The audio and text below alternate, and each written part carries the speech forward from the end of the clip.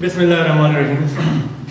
Okay student, आज हमारा topic है Newton second law of motion. What is Newton second law of motion? सबसे पहले स्टेटमेंट को जरा देखें। When a net force applied on a body, it produces acceleration which is directly proportional to the force and inversely proportional to the mass of body.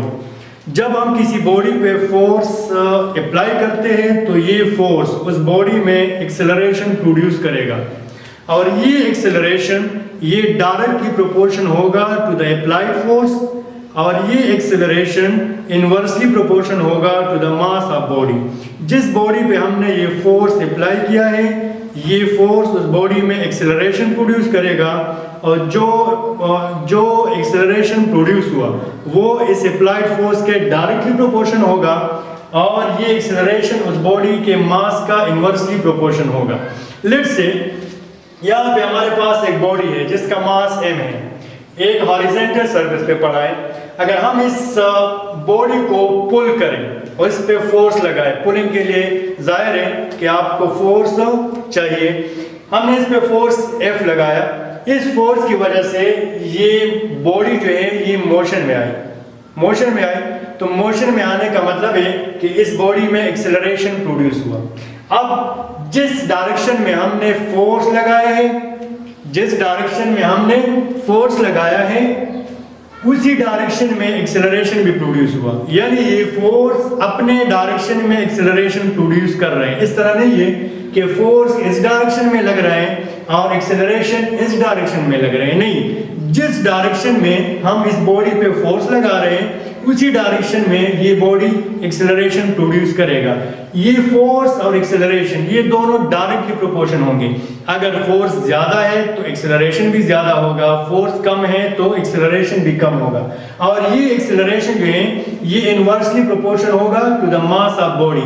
अगर body का mass बहुत ज्यादा है तो उसमें एक्सेलरेशन कम प्रोड्यूस होगा, अगर बॉडी का मास कम है तो उसमें एक्सेलरेशन ज्यादा प्रोड्यूस होगा, यानी ये दोनों इनवर्सली प्रोपोर्शन हैं। तो हमारे पास टू मैथमेटिकल फॉर्म या टू रिलेशन आ गए।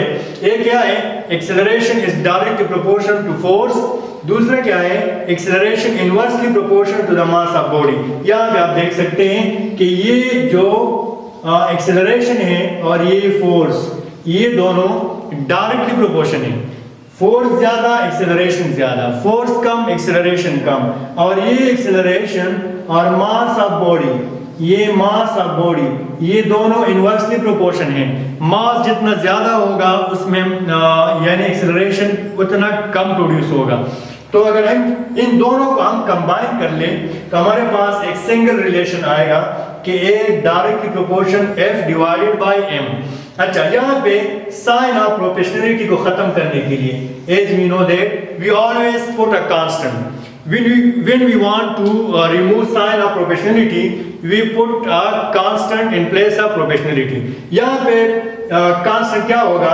Constant यहाँ पे होगा K is, यहाँ पे हमने K पुट किया constant। अब K की वैल्यू क्या है? K की वैल्यू हमारे पास 1 है। अच्छा, यहाँ पे K की जगह क्या पुट कर ले, 1 पुट कर ले, तो हमारे पास फाइनल रिलेशन आया A is equal to F divided by M। By cross multiplication हमने इसको क्रॉस मल्टीप्लाई किया, यहाँ A के नीचे 1 है, दोनों को क्रॉस मल्टीप्लाई किया तो हमारे पास आया F is equal to ma, which is the mathematical form of second law of Newton। या इस फार्मूले को हम फोर्स का फार्मूला भी कहते हैं। जब भी हम फोर्स को डिफाइन करते हैं या फोर्स को डिस्क्राइब करते हैं तो हम ये वाला फार्मूला लिखते हैं। This formula is for applied force. Applied force के लिए हम ये वाला फार्मूला यूज करेंगे, F is equal to ma। Force का यूनिट क्या है, वो है न्यूटन। तो यहां से अगर हम देख लें F is equal to ma।